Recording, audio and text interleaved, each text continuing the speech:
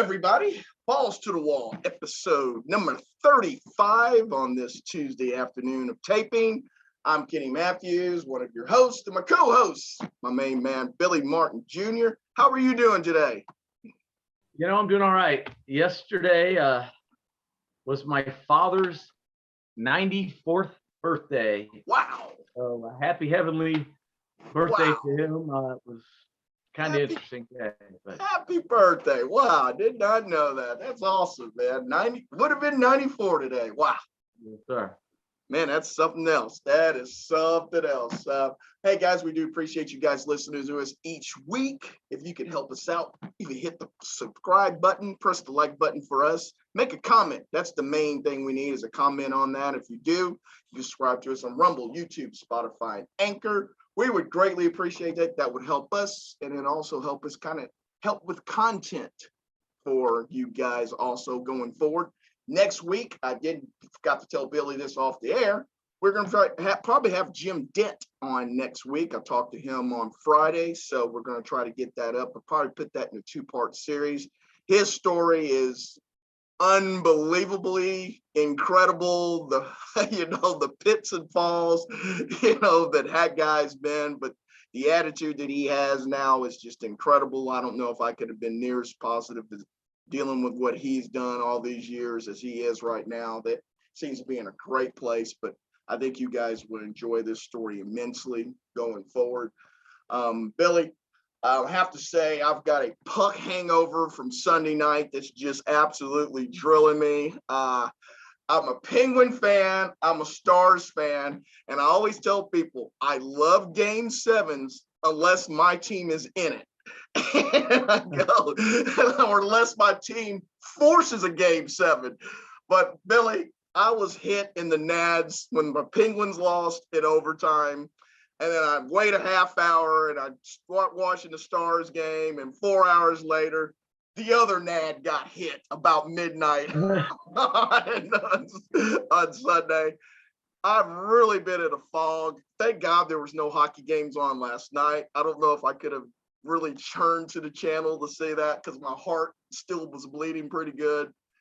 But gosh, Billy, it's entertaining. I mean, if you guys don't watch NHL playoffs, man, you're really missing something that's just unique and entertaining and gut-wrenching. Oh, and the game you're talking about, I mean, it was a pucked up ending, absolutely, because the goalie for the Stars made so many great saves all series long, and the odds of that shot going in, the angle of that shot that won it, it was unreal. I mean, maybe at least he can walk away from there with his head high, knowing who the hell else could have blocked that shot. I mean, that was awesome. I know you're a Penguins fan too, but I grew up a North Stars fan. I was born in Minneapolis. That's right. And went to North Stars games with my father, and I still have a stick from the last goalie to not wear a face mask, Gump Worsley, who was the North Stars goalie back then. And needless to say, he was never on the cover of GQ magazine, but I moved to Dallas and the Stars come here. It was so kind of cool. And I do love hockey. I played a lot of indoor soccer. There's a lot of similarities. Yeah, sure is. It's hard for people to follow. I mean, it's not, but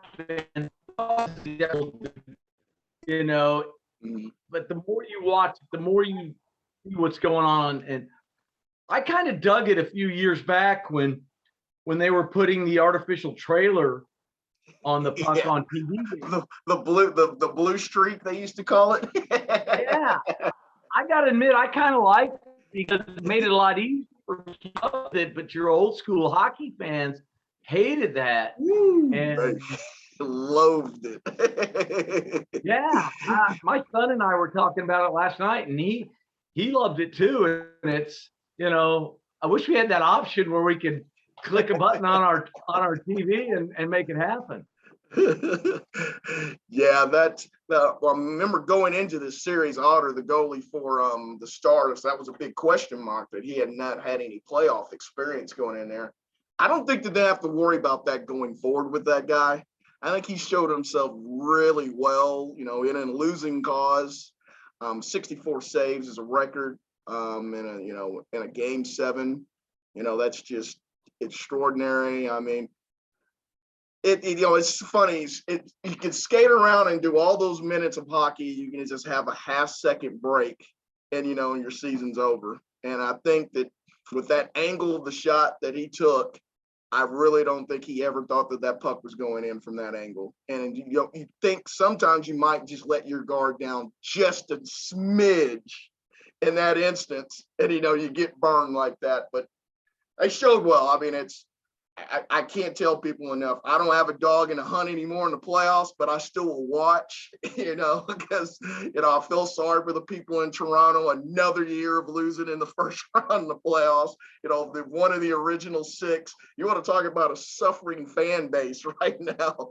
The Maple Leafs are just, I mean, Billy, if you think about this, we were just recently born the last time the Maple Leafs won the Stanley Cup, and that city just, what Texas is to football is what hockey is to Toronto, it's to go that long, man. I can't imagine what's going through their minds, but yes, folks, you guys got to watch it. I still can't believe, Billy, that goalies didn't wear face masks back in the day. And then when they had the option, they said no, a lot of them, because he wanted to be a tough guy. Yep. That's crazy to me. Yeah, that'd be like jumping in the ring with Mike Tyson and saying, "Hey, man, I don't want you to wear those gloves, Mike."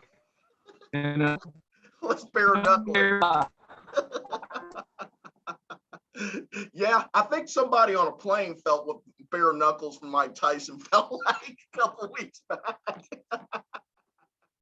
I still don't get how he talked like this. How you could be that tough and say, Evander, look, I didn't mean to bite his ear.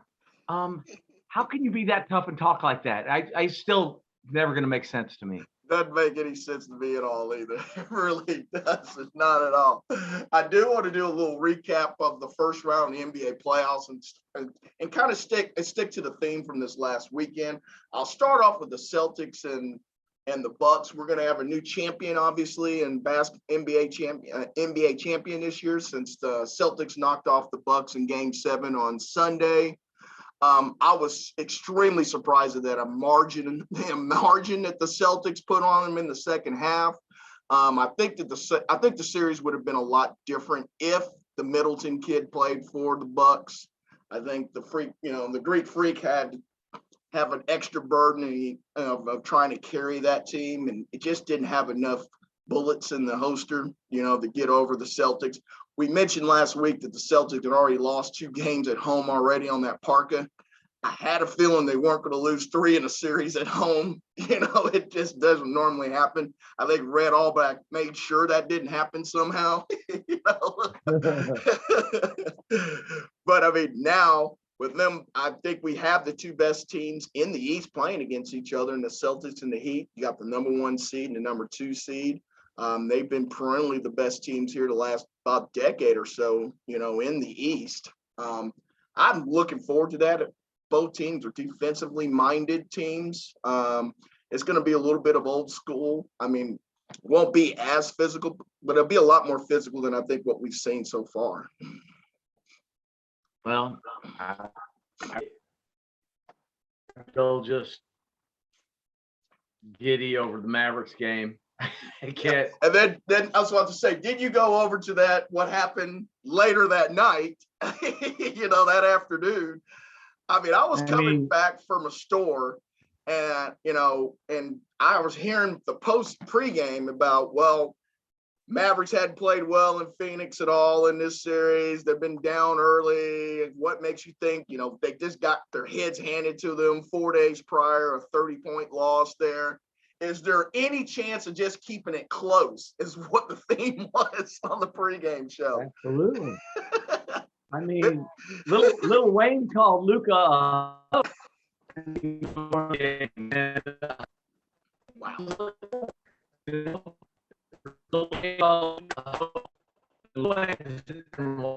Thing.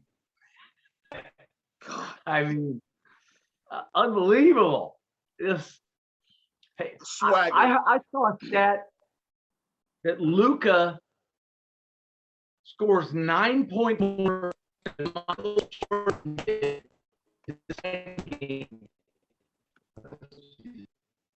Right. 9 points more per game in those deciding games than the great Michael Jordan. I mean, he's freaking 23. That's what I said. He's 23. I mean, it gets better from here. Unbelievable. It gets better from here. It does. LeBron James said he's his favorite player in the NBA right now. I saw that. I saw where he said that. Yep, I sure did. Saw that on ESPN. Wow.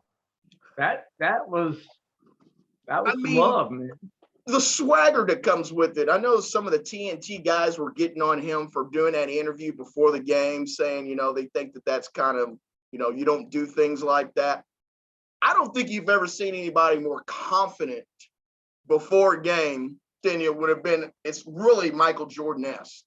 It really was. And I mean, I don't want to put him there, but I'm just saying the competitive fire that he had and the confidence he had before really reminded me of what Jordan was when he would play, in those final Absolutely. games. No, there's that no doubt. He wants the basketball in that big moment. There's not any, tricks to it or whatever. He's screaming, "Get me the ball now!" Yeah. And that's the way it felt with Michael. And it's really fun to watch this kid mature. This kid right now and taking shots away, and would shut that down, because if you remember, the Nerds had to give up their next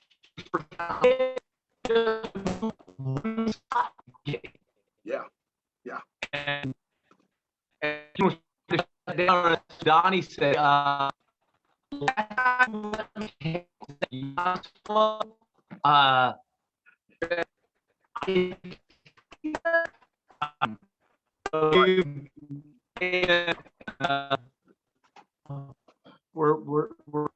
we're getting to watch it now. What could be in 5 years? At 89 in today's world, what is right? Think about this, Billy. I was against the trade when they made it originally because I thought they gave up too much to the Hawks to get the rights to him. I mean, and it wasn't like the de facto the fallback guy would have been Trae Young, who's turned out to be a pretty decent pro too, at this point in time. Absolutely. He's not Luka. I mean, he's a notch below that, but I have to admit, I've ate crow on that because I was like, why? Why are we giving up these first round draft picks year after year after year? Because remember, the Mavericks went about 3 or 4 years where they didn't have a first round draft pick because of all the trades they were making. So I was like, you can't keep mortgaging the future. Dirk's about to retire. We need to build with these first round draft picks. Well, you built with one of the best to ever suit it up so far.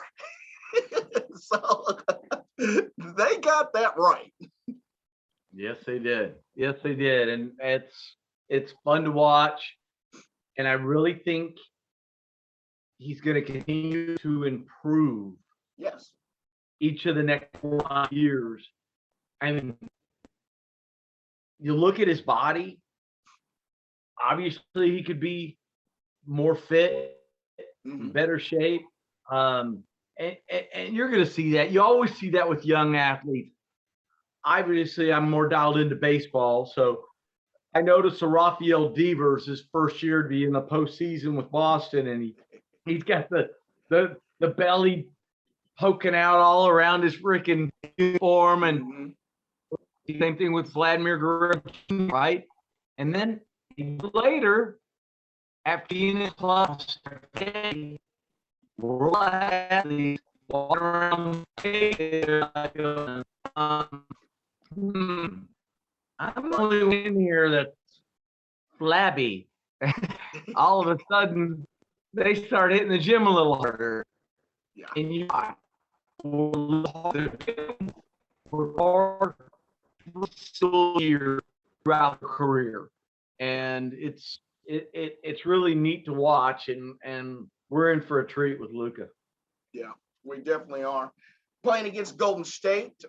Golden State obviously has won a few championships. They've got one of the best players in the league, Mr. Curry. Steve Kerr comes back from being on the COVID list. I think that will be big for Golden State. He had the battle that where he missed the last, I believe, 2 games of their series because he was out. One more note about Phoenix. Chris Paul now is the only player now to have lost. He's lost 5 playoff series where his team started off 2-0. Man, that's pretty hard to do. I mean, that means that other team's got to win 4 out of the next 5. That generally doesn't happen. But Chris Paul owns that now. He is, I think that's next person to him. There's only one other person that's gotten to 3 that's been on that. Chris Paul played really well up until Game 7. I don't know what happened to him Game 7 the other day. I mean, I guess the whole team just didn't show up at all at home. But it's just another one of those things where, Chris Paul is great. Yes, he is, but he's not sniffing any championships. And for people to say he's a top 5 point guard of all time, you got to win some championships. You got yes, to. you do. Absolutely. Absolutely too, because that's his guy. Yeah. And he's on. I'm sure he gets those courtside tickets from, but I think and Right. You got to win. Yep. For you to take that to the Hall of Fame, to be that kind of all-time player, you've got to have rings, man. I'm sorry, especially in basketball, especially where you're 1/5 of what's going on out there. I mean, and you're the facilitator. I mean, he's got the ball in his hand majority of the time. I mean, and I don't want it to be a criticism of Chris Paul. I mean, I don't want it to come across that way. It's just that I got killed with people telling me he's top 5 guy of all time in point guards. And I went back and looked. I'll give you top 10, but there's at least 7 point guards are better than him right now, all time. And they all have one thing he doesn't have: rings. Make rings. I said, there's a difference. It's a huge difference. Sure. Well, I mean, I think it was our last, I think it was 34, you said something about Stockton. Yeah. And, comparing Stockton to Paul athletically, Paul's quicker, faster, going to score more, going to be able to create more. But Stockton found a way to get the ball to the right person at the right time, and was the quintessential. That's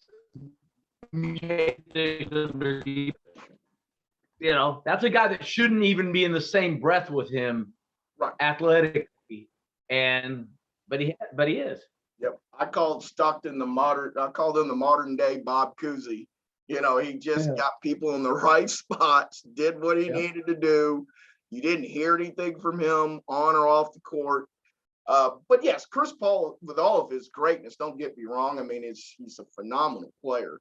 And but like you had said, I think it separates when you're trying to be the elite of the elite in the Hall of Fame.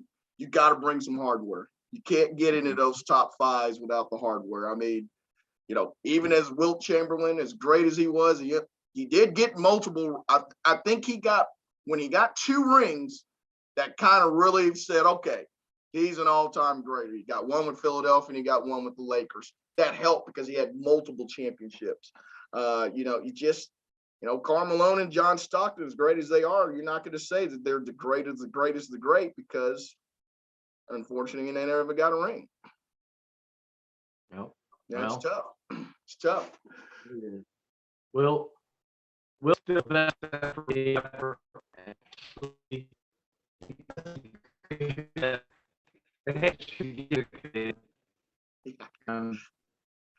I mean, we were talking about this last show too. The difference in center. Yeah, no kidding.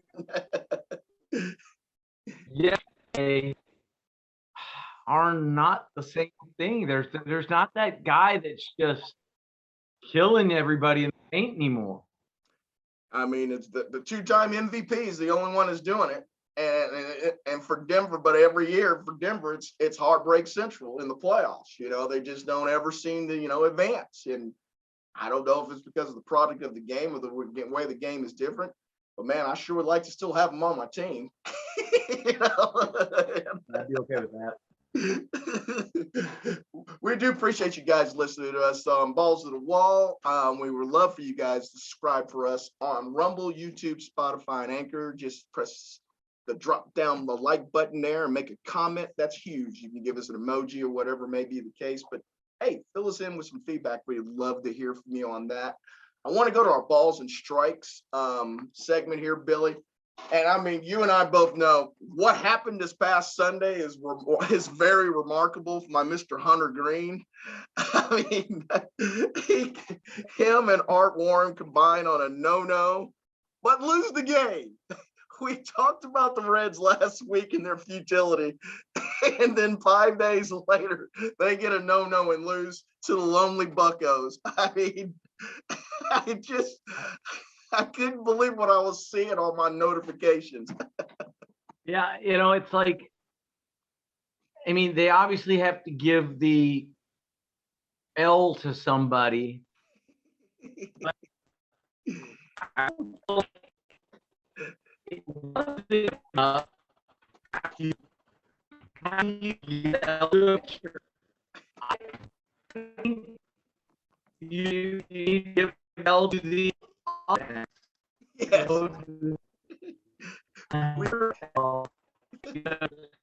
It's not like Kershaw's game you walked away from. I mean, Hunter threw 119 pitches. Yeah. Threw some pitches. And he's coming off Tommy John, too. So yeah, I know he's young.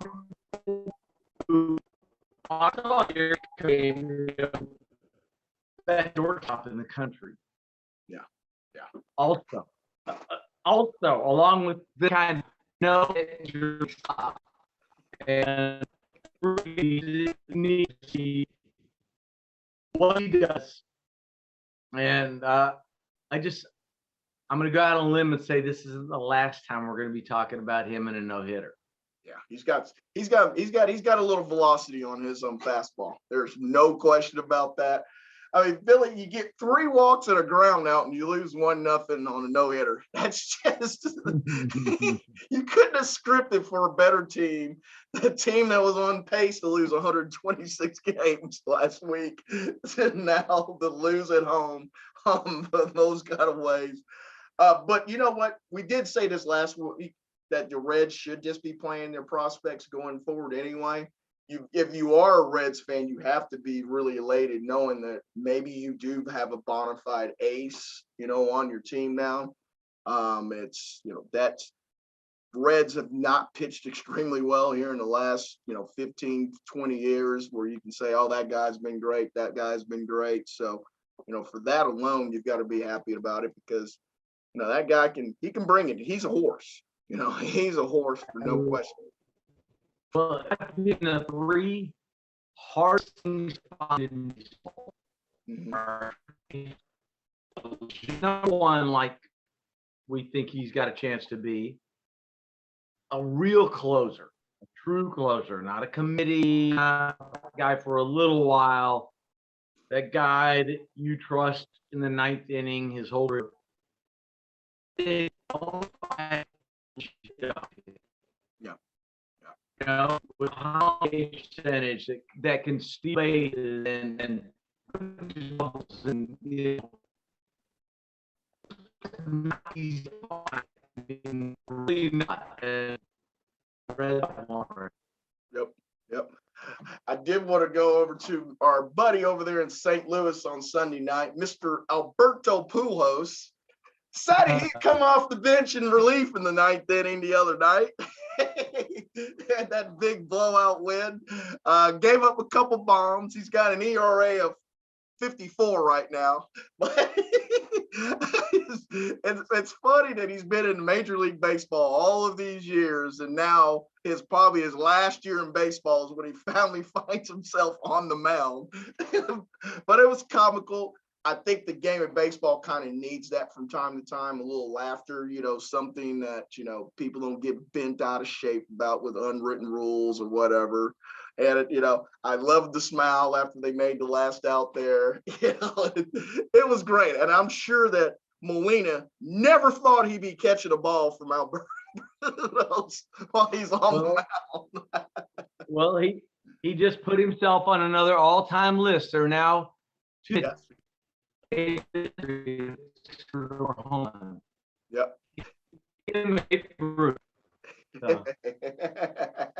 That is outstanding. And speaking of Molina, him and Adam Wainwright, they just broke the record of most wins by a catcher and a pitcher. I think it was 204, I believe it was, or 203. I would have thought that somebody, you know, like maybe Whitey Ford and Yogi Berra, something of that nature, people who would have played a long time, that it would have been them, you know, something of that nature. You know, I was really surprised by that. But it's an achievement. And I mean, I hate saying this in a way because I don't know how the pitching numbers are going to go forward for the Hall of Fame because of, you know, the way the relievers have taken over the game now. But can you make a case that Wainwright's been one of the best pitchers in the last 10, 15 years of his era? He's one of those guys you just in older and he doesn't go all that hard.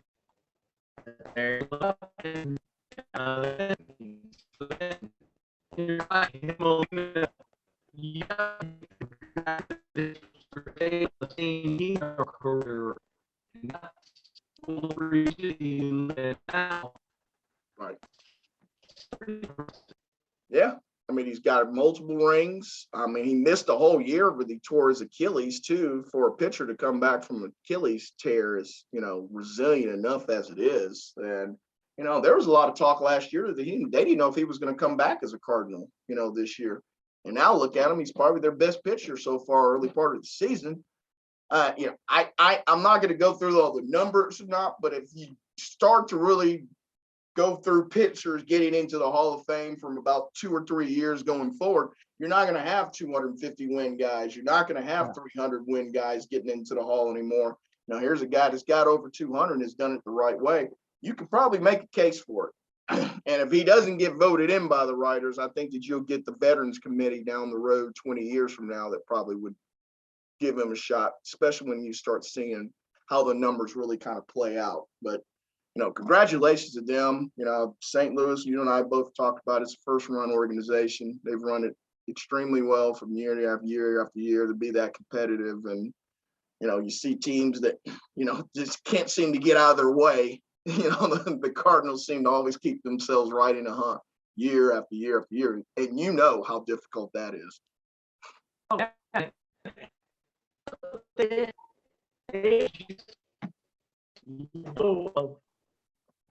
National League Manager of the Year. Yeah. And haven't missed a beat. Yeah. I mean, dominated that organization, right? I'm talking about a GM, president of baseball operations, that knows what's going on with his minor leaguers, that gets involved with the draft. You know, me before the draft if I'm advising the kid they really like. And involved in every aspect. I mean, it's to be impressed. I really am. I and Yep. Yep. Yep. I agree. I agree. I did want to run by this. I didn't know if you saw this note on ESPN the other day. Remember the great movie Ferris Bueller's Day Off? Yes. Well, it seems like Heritage Auction Center actually found a ticket from that game, that from the taping of that game over the weekend. They auctioned it off for about $1,000. It was September 24th, 1985. And a thing that caught my eye a little bit was the Expos and the Cubs played that game to a 17-15 score. That day that they did the taping of that. Andre Dawson was 4 for 6 with 3 bombs and 8 RBIs in that game for the Expos. I was really that's what caught my eye when I saw the final score. I said, wow, that's a football score. Tell you something special about that team. That team all came up the ladder together. So many of them did. A kid I've been involved with for years, his father, Eddie Acosta, played in that organization. And we were talking about one day, he played on an A-ball team where 14 players from that A-ball team made the Major League. Wow. Girl Senior was one of those guys. And 14. I mean, the Expos during that time, people don't realize, from about the early 70s to about the mid 80s, man, were just killing it. We're developing talent, getting into the MLB. I mean, they had Larry Parrish that came through there. They had Tim Wallach that came through there. They had Ellis Valentine that came through there. Warren Cromartie that came through there. I mean, Dawson. I mean, Rock Reigns. I mean, they had some dudes back in the day that could play.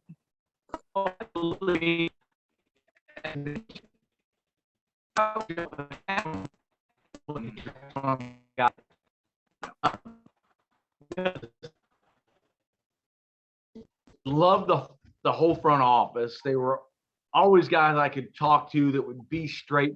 But the main reason was the way they developed. You know, your guy was getting every opportunity. You know, they were what Tampa's become. Yes. Yes. Great analogy. Great analogy. Yeah. Great analogy. Know that they had a low budget, so they knew that, hey, we gotta draft, we gotta hit these guys and develop them. And man, they hit on a whole lot of them. Believe me, they did. Because even in the early 90s, I mean, you talk about the Delano Shields eras with Delano and Vladimir. I mean, that franchise, man, and Moises Alou was another one. You know, it's, man, they did an heck of a job, man. That strike year, they probably had baseball in '94 when the wheels fell off. And, you know, that's one of those we'll never know. But I think that wasn't it the Expos and the Yankees, I think, had the best records in both leagues, I believe, when that strike happened that year. So can you imagine what that would have been, a New York Montreal World Series? That just seems wrong to say Montreal World Series. But the franchise never recovered after that, unfortunately. That's the park, they couldn't get it. They couldn't play it at Olympic Stadium anymore. They couldn't get the funding for that. It's kind of what they need to do with the A's. The A's are now averaging 3,000 fans a game. You know, that's with a sellout crowd on opening day factored into that, in the average attendance. It's time. I mean, it's time for the A's. I mean, as much as I hate to say that, I mean, obviously your father was very fond of the Bay Area. He was, great skip out at Oakland. It's not working there. I think that's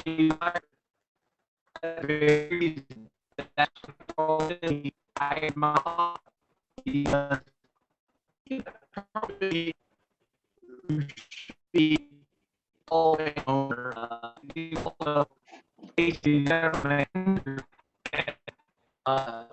so it played ballpark, did so many innovative things. But he hired my father because he did his homework. Wherever my father went, attendance went way up. And he wanted to sell the team. You know, it was the same thing that happened in Texas with my dad. You know, Short was wanting to sell the team. And so Finley did that. Attendance went way up. The team's credibility went way up. And they played, and the team got better when your dad got there too. Let's not forget that.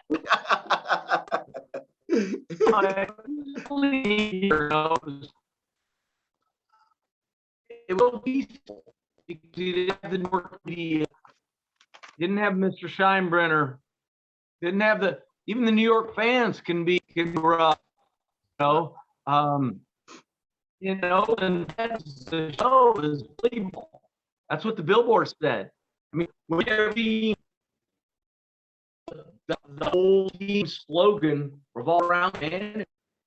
At the end of the day, Dad still wanted to put those pinstripes on.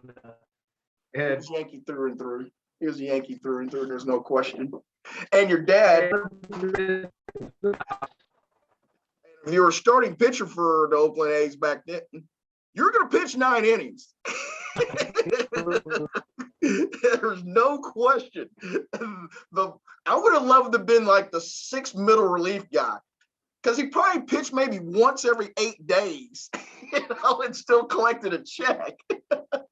Because that Matt Keogh and those guys, man, back in the day, they logged some innings, man. Mike Norris, gosh, the Vita Blue. I mean, yeah. In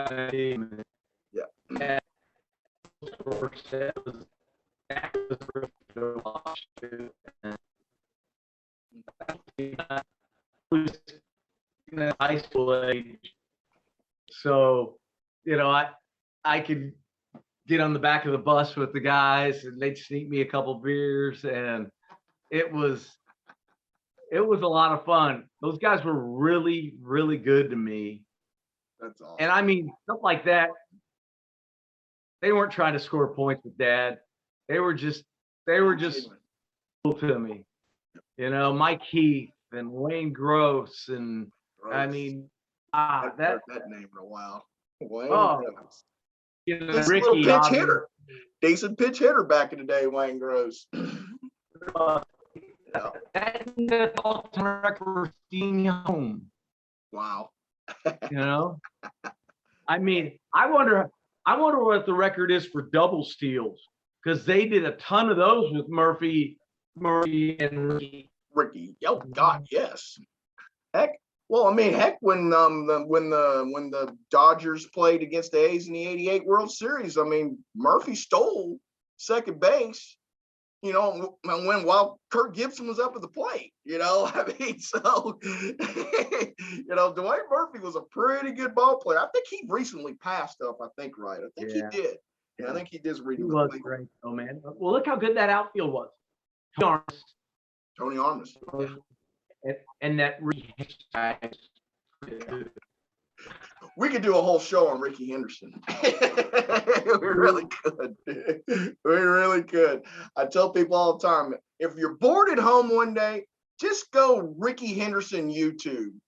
You'll get entertained by Mr. Henderson. And I don't know if you've ever seen that little skit. Harold Reynolds does Ricky Henderson perfectly in the batter's box after a hit, and the flip of the bat, and the pat on the pants. It's spot on. It's nice. Well, I mean, obviously the moniker, the Man of Steel, was so appropriate for him in a bunch of ways. But my nickname for him as a kid was the One Man.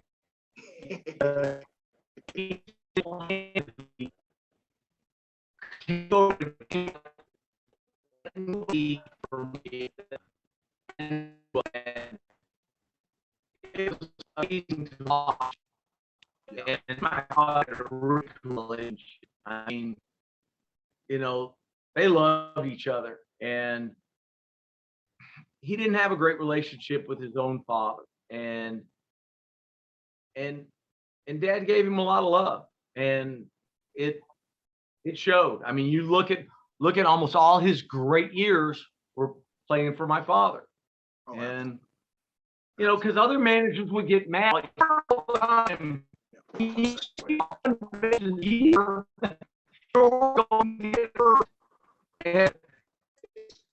it's so hard for your body to go out there and steal base after base after base, because people don't take all account. I mean, when you run full speed and diving into base, and then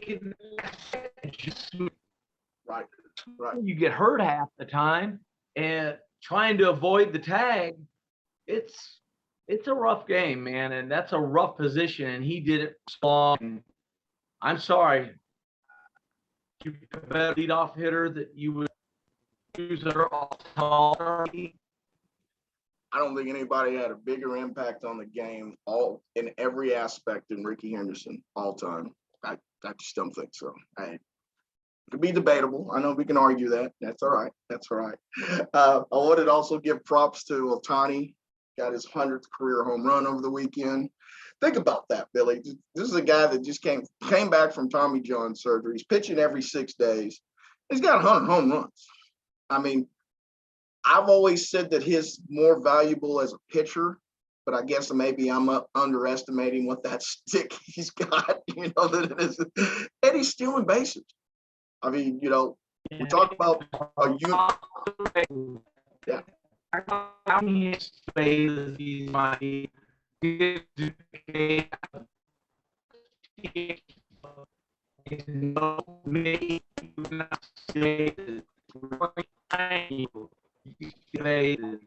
because we are so blessed to get lost. Yeah. I mean,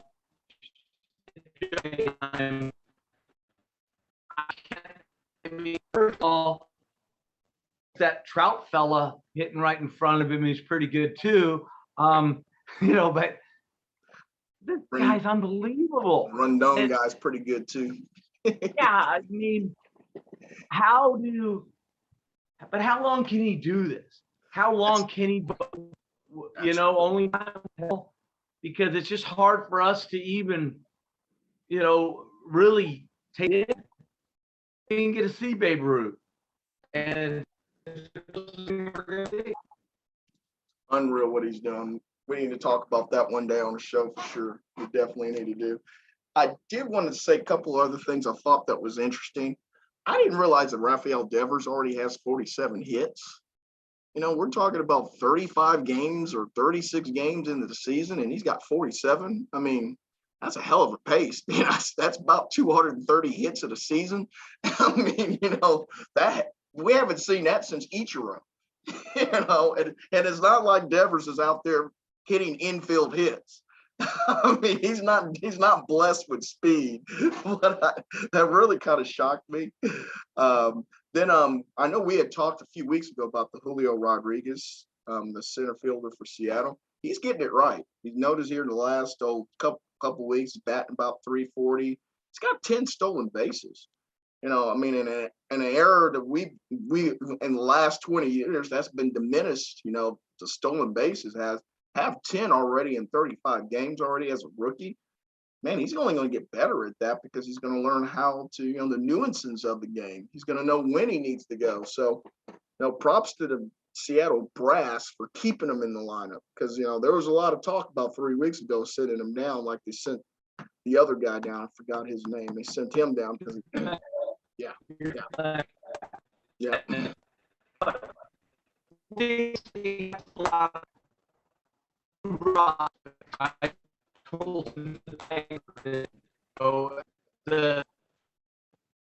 There's a center fielder like that in Miami that they're saying, oh, I think Jesus Sanchez maybe. Yes.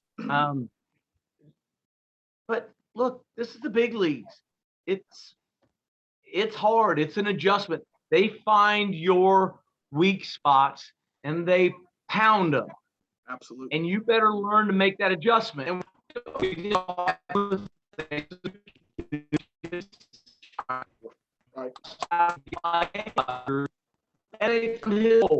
and they started pounding them. Now, I believe he's going to make those adjustments too. I think we're starting to see that happen. But it's tough, man. It's all reading and collected it out. You know, Right. yes, and here's who's already had lots of success at the major league level. He's gonna go something. I mean, guys, this is product, and if one can handle that, man, and not want to stick a gun in their mouth because they got sent down. Right. And I say that almost like he's, but I'm not, because guys have threatened to do it. Yeah. You know, the great Mickey Mantle almost quit the first time he got sent down. Willie Mays too. DeRocha said he was almost ready to send Willie Mays down.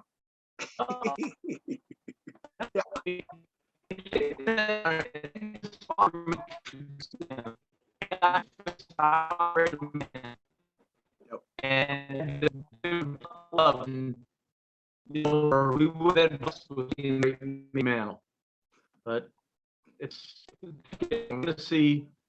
We're going to see the guy back. It'll be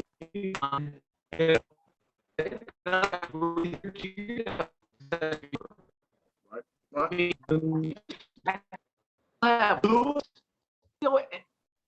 They'll have three center fielders, three rookie of the year type center fielders, uber prospects playing that outfield. Yeah. That's going to be defensive and offensive, maybe the best outfield in baseball. Could be. Absolutely. I do think that Terry Bradshaw, the batting coach for the Kansas City Royals, took one for the team. I know the Royals are not very good, but what did Terry Bradshaw do to everybody where he had to fall on the sword for all of that? You know, don't you think sometimes as your general manager, the team that you put out on the field, I mean, you can't make chicken out of, chicken ass, it's like, what did Terry Bradshaw do to deserve the 36 games in to get fired? Well, I mean, it was all that extra time he spent working on the NFL TV shows that he's doing on today.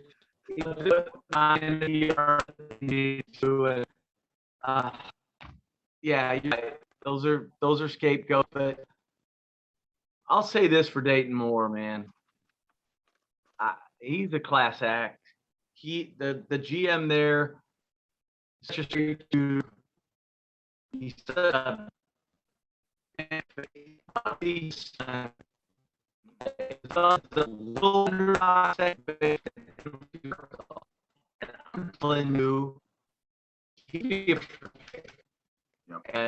this kid can play his butt off, and he plays old school, hits behind runners, does all the little things you want to see, and he's just that burst of energy. Scouts absolutely love him. That's good. That's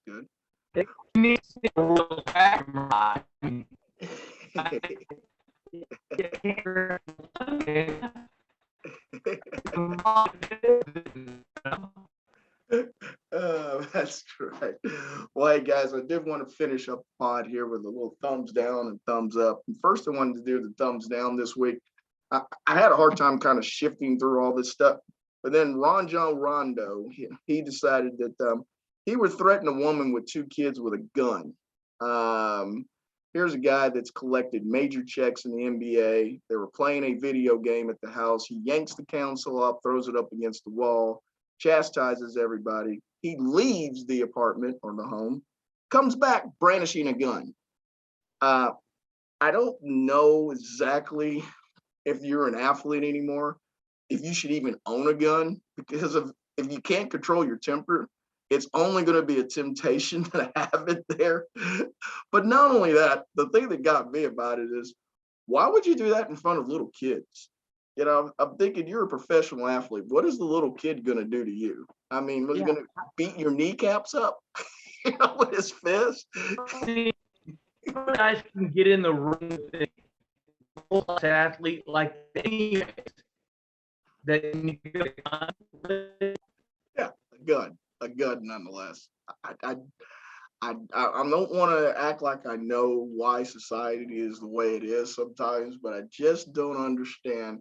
If you're an athlete, you would seem like to me you would try to minimize any of this stuff so that nobody can make up a story that you had a gun. If you don't own a gun and don't have one, don't have to worry about that. Because I mean, yes, people are prying on the athletes these days. There's no question. I mean, they're going after the athletes, trying to get paternity suits, whatever may be the case. You know, but when you go do something idiotic in front of little kids, thumbs down that big time for a guy that, I don't know what happened to him when he came to the Mavericks. He was a revered player in the NBA, but it seems like his reputation has taken a downfall ever since he left here with the Mavericks. And it seems like he's still battling, you know, his reputation now, unfortunately. Yeah, unreal. And I didn't know if you heard the story from a 11-year-old Elijah Blankenberg. All right, he's an 11-year-old kid. He went down to a spring training game on March 19th. The Baltimore and the Yankees were playing in it. He's got a little autograph collection that he has where he gets the players to sign and all that. So he even sorted out his cards and everything for saying, hey, I'm not going to get big, valuable cards for people to sign, because he kind of knew that that would bring the value down on the card. He goes there, he gets all these autographs from the Yankees and the Baltimore Orioles. The kid loses his collection at the ballpark, or somebody stole it, whatever may be the case. He's distraught. His mom put something out on social media about how the kid was so depressed. You know what happened? The athletes everywhere caught this story, and this is what they did. They started sending this box of stuff to him at his house. He got a Peyton Manning autograph magazine cover. He got a signed hockey puck from Bobby Orr. He got an autographed baseball from Nolan Ryan, Ozzie Smith, Tom Glavine, Greg Maddux, Sammy Sosa. Top sent him a whole bunch of unopened boxes of cards. The Orioles sent him a third base where the entire team signed the third base. He also got, his favorite player that he got his baseball card signed by him was DJ LeMahieu. DJ LeMahieu sent him some autographed uniforms, baseball, and all that for him. It just made me feel good that, you know, 11-year-old kid was so distraught that he had lost his moment, you know, that he treasured to do that. And these athletes stepped up huge, Billy. I mean, most athletes don't want to be bothered with this kind of stuff. They've got their own agendas and what they're doing, and they want to make money off of this or that. Man, props to them for doing that, man. So I know that little kid that will change his life going forward for the rest of his life. No question. And all it was is a simple autographed baseball. Yeah, you know what? You remember those get in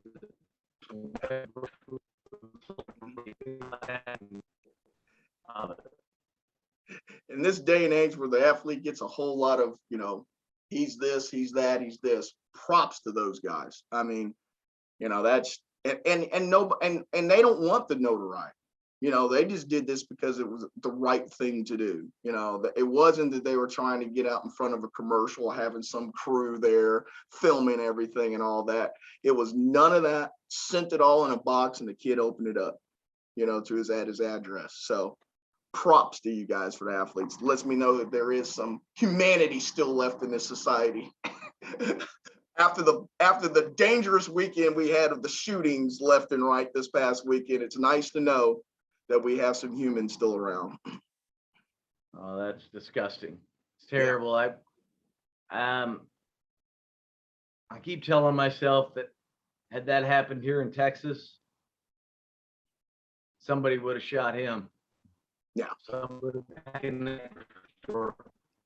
Somebody who had a handgun returned fire. What a coward. What a what a coward piece of crap, you know. And both of them were race related. That's the other thing. You know, I mean, it got innocent people that had nothing to do with you, and you're killing them because you got hate. Yeah. Hey, what? Go kill the people you hate then. Yes. That have created hate and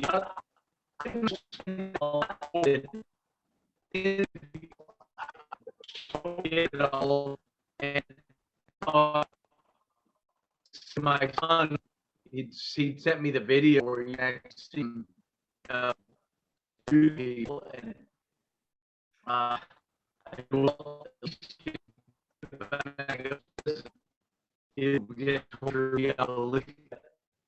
my son right there put that and I had to and make it worse because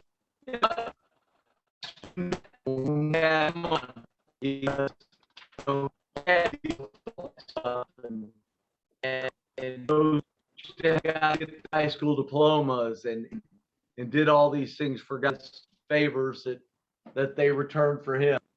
And well, I hope that hell gets a little hotter when those people make it there. I really, really, really, really do. I really do. I know vengeance on mine, save the Lord, but I just wanted to be just turned up just a little bit hotter. There is that page that says an eye for an eye, so you know maybe we can help administer that. Well, thank you guys for listening to us on episode number 34 here at Balls to the Wall. Billy, I enjoyed it. It's my favorite hour of the week. Have a safe trip down to Austin. Have a good one, and we will see you guys next week on episode number 35, Balls to the Wall.